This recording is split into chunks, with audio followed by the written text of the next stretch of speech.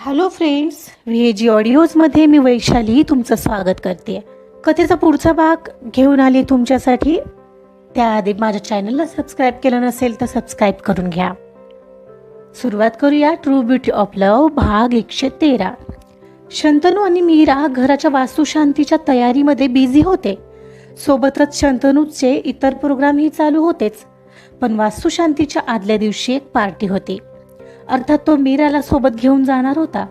तो video viral झाल्यानंतरची तिची ती पहिलीच पार्टी होती. आज मात्र मीराने ठरवलेलं ती तिला हवे तसे कपडे घालणार होती. शंतनू तयार होत होता आणि मीरा तिचा शॉर्ट वन पीस घालून आरशासमोर आली. हे काय, आज तू साडी नाही नेसली? नाही, आज नाही घातली. पाठीमागून सगळे हसत असतात मला. शंतनू, तुझी बायको म्हणून शोभत नाही and all I feel sad. Oh come on Meera, बोललो ना मी त्यांच्याकडे लक्ष नको देत जाऊ. सांगणं सोपं असतं शंतनू, करणं अवघड. तो व्हिडिओ व्हायरल झाल्यापासून आजूबाजूचे लोक इतक्या वेळा असं बोलायला लागलेत ना की मला आता तेच खरं वाटायला लागलंय. अगं काही काय मीरा, कोणीतरी मुद्दाम करत आहे हे सगळं. I know that. आणि म्हणून मी सांगत असतो की इग्नोर कर. आपण रिॲक्ट झालो तर त्यांना उलट आनंदच मिळतो. मग सांग, का द्यायचा त्यांना आनंद? पण मी आज हीच कपडे घालणार. Okay, as you wish. तू आवरून ये, मी खाली ये म्हणत तो सरळ खाली निघून गेला. आणि शंतनूचं ते वाक्य यावेळी मीराला लागलं. त्याला राग आला का असंच वाटलेलं तिला यावेळी तो जवळ घेऊन समजावेल किंवा समजून तरी घेईल असं वाटलेलं. पण तसं काही झालंच नाही. तिला उगाच नात्यात कडवटपणा तर येऊ नाही लागलाय ना असं वाटून गेलं.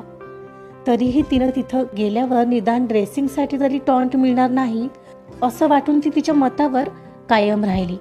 सोबत शंतनूचा ठाम पाठिंबा असायला हवा होता असं तिला मनापासून वाटत होतं. पण इट्स ओके. मनाला समजावं ती छान तयार होऊन खाली आली.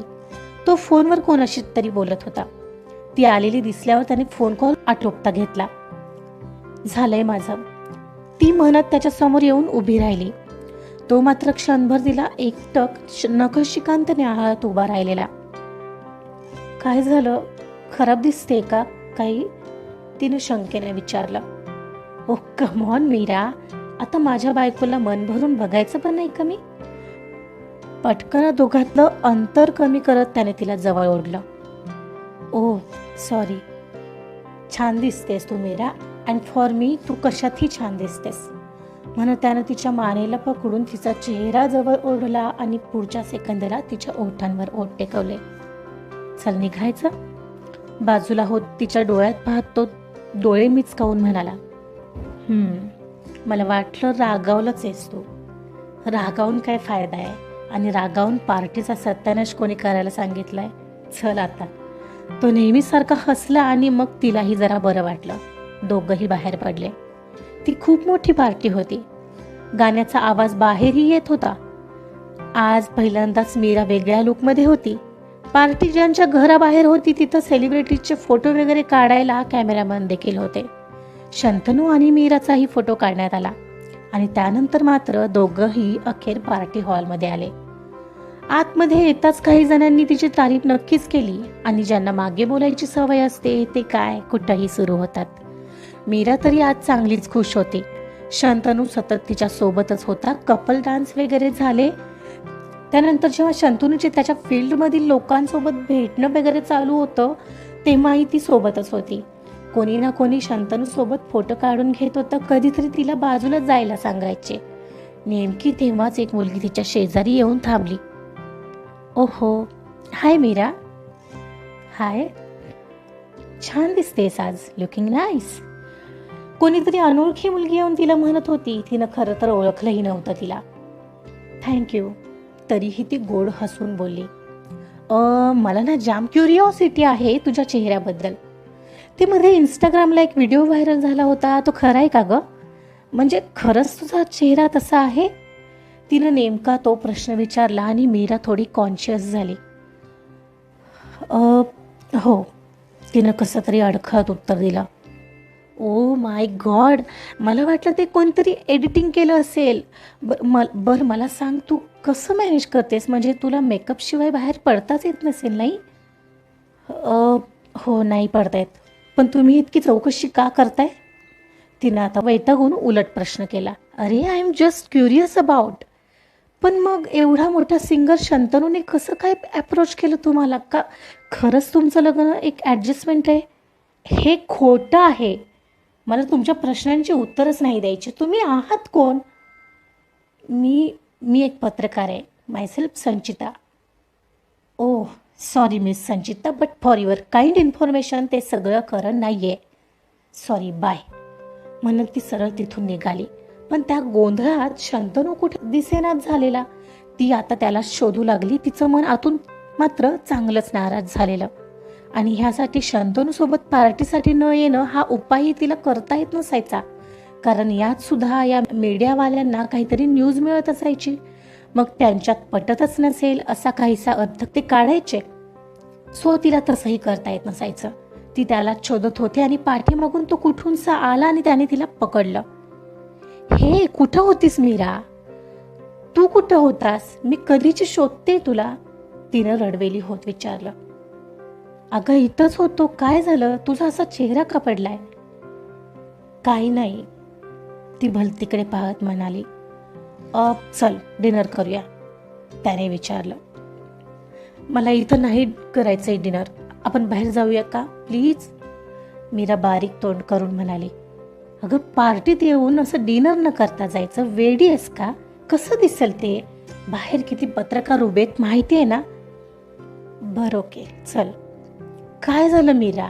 मला सांग तर. तो जाताना तिला विचारू लागला. बोलू घरी जाताना, आत्ता नको. बर मग आधी तुझा चेहरा नीट कर. काय म्हणतील सगळे मीरा? शंतनू म्हणाला तसं तिनं उसनं हसू चेहऱ्यावर आणलं. डिनर करून तिथून ते दोघं कसे बसे बाहेर पडले आणि बाहेर येताच पत्रकारांनी दोघांना पुन्हा घेरलं. शंतनू सर मागे एक व्हिडिओ व्हायरल झालेला मॅडमचा तो खरा आहे का? आम्हाला जाणून घ्यायचंय. हो ना, त्यावर तुम्ही काहीच ऍक्शन नाही घेतली. ते खोटं आहे का नाही तेवढं तरी सांगा. आम्ही हेही ऐकलंय तुम्ही दोघं एकाच कॉलेजमध्ये शिकत होता. मग ते तरी खरंय का? सॉरी, मला सध्या यावर काही बोलायचं नाहीये. वेळ आली की बोलेन म्हणत शंतनू तिचा हात पकडून त्या गराड्यातून कसं बसा त्याच्या कार जवळ आला. तिला डोअर उघडून बसायला दिलं आणि तो ड्रायव्हिंग सीटवर जाऊन बसला आणि पटकन कार बाजूला घेत तिथून बाहेर पडला. मीराकडे त्याचं लक्ष गेलं तर ती एकदम शांत होऊन काचेतून बाहेर पाहत होती. ए मीरा, लक्ष नको देऊस. आणखी किती दिवस शंतनू? आता त्यांना खरं काय ते का नाही बोललास? त्यांना वाटतं आपलं लग्न म्हणजे एक ॲडजस्टमेंट आहे. तू बोलून का नाही टाकत आहे सगळं? त्यांना काय वाटायचं ते वाटू दे ना. तसं ते नाही आहे ना, हे महत्त्वाचं आहे मीरा. आणि तुला काय वाटतं, आपण त्यांना सगळं सांगितलं तरी त्यातूनही ते त्यांच्या परीने वेगळा अर्थ नाही का काढणार? सो गप्प बसणं चांगलं नाही आहे का? कोणीतरी बाई येऊन मला हेच विचारत होती, सगळं का आणि कोण करत आहे हे सगळं? ओहो मीरा, तिला काही बोलली नाहीस ना? तुला खूपदा सांगितलं कोणाला काहीही सांगायला जाऊ नको. ते त्यांना हवा तसाच अर्थ काढणार. पण त्यांना का त्रास होतोय शंतनू? का कोणाचं चांगलं बघवत नाही लोकांना? लोक असेच असतात मीरा, जळतात. दुसरं काय? त्यांना बघवत नाही आपलं छान चालू आहे. त्यांना सगळं परफेक्ट हवं असतं आणि परफेक्ट असलं तरीही त्यात ते दोष काढतात. सवय असते ग त्यांची. आणि हे सगळं कोणी केलंय ते शोधण्याचा मीही प्रयत्न करतोय. माझ्या हाताला माहिती येऊ दे, मग बघतो मी त्यांच्याकडे. कोणीतरी एक दिशाभूल करण्याचा प्रयत्न करत असतो आणि इतर लोक मेंढीसारखे त्याच्या री ओढत जातात. म्हणून लक्ष नाही द्यायचं आपण. पण मला नाही जमत आहे शंतनू. मला हल्ली खूप त्रास होतोय ह्याचा. असं वाटतं की कदाचित मीच योग्य नाहीये तुझ्यासाठी. ती असं काही बोलली तसं त्याने एकदम कारला ब्रेक मारला. जोरात आवाज झाला आणि कार थांबली. शंतनू, अरे हळू. मग काय बोलतेस तू मीरा? मी बोललो का तुला कधी काही? माझ्यासाठी तू किती महत्वाची आहेस हे नाही का दिसत आहे तुला? पण विचार कर ना शंतनू, तू इतक्या हायफाय लोकांच्यात वावरत असतोस. माझ्यापेक्षा सुंदर मुली तुझ्या आजूबाजूला असतात. कधी कधी तर तुझं त्यांच्यासोबत नावही जोडलं जातं. माझ्यासोबत असतोसच किती. तुला माझ्यापेक्षा सुंदर कोणीही आवडू शकते की. मग मला कमीपणा वाटतो मी अशी आहे, त्यात मधूनच मीडियामध्ये अशा गोष्टी उठतात, मग ते खरंच वाटू शकतं ना. अच्छा, म्हणजे आता तर आवडायला हवीच कोणीतरी. ओके, ठीक आहे, मग ट्राय करतो मीही एकदा. शंतनू, असं ना. ती आठ्या पाडत त्याला फटका देत रागाने म्हणाली, अगं मग काय बोलतेस तू.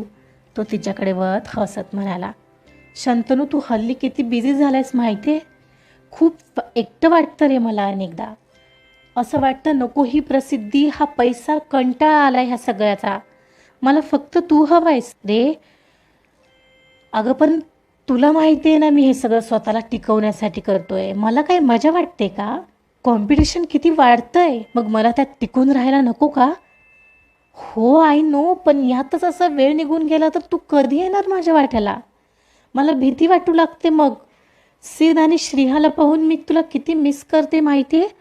आधी सारखा माझ्या मागे पुढे करत असायचास आणि आता तुला माझ्याकडे पाहायला सुद्धा वेळ नसतो शंतनू. तुला नाही कळणार यार. ती भाऊक होऊन म्हणाली, ओके बाबा, आय एम सॉरी. एवढा कमिंग प्रोजेक्ट झाला ना की आपण कुठेतरी फिरायला जाऊ. खूप दिवसात गेलोच नाहीये ना, येऊ जाऊन. ओके. तो तिच्या गालाला हात लावून म्हणाला. तिनं मान हलवली. आता हस बरं, निघायचं. तिनं आता फक्त हुंकार भरला. हे असं, आणि हसणार कोण. त्याच्या बोलण्यावर ती फक्त हसली आणि तेव्हा त्यानं कार स्टार्ट केली. आज घरात वास्तुशांती होती. दोघांचे सगळे मित्रमंडळ हजर होतं आणि मीराचे आई बाबाही हजर होते. मीरा आणि शंतनू मात्र पूजेमध्ये होते. शंतनूची आईही आलेली. अर्थात मीराच्या आग्रहाने शंतनूने तिला बोलवायला परवानगी दिलेली. दुपारपर्यंत सगळी पूजा पार पडली तेव्हा कुठे या सगळ्यांशी बोलायला दोघांनाही वेळ मिळाला.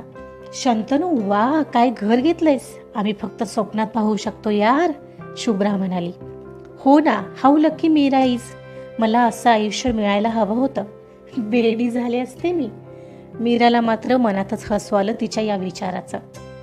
बाय द वे शंतनू, तो मीराचा व्हिडिओ व्हायरल झालेला कोणी केलंय रे ते सगळं. मला तर वाटतं मुद्दाम केलं असेल कोणी.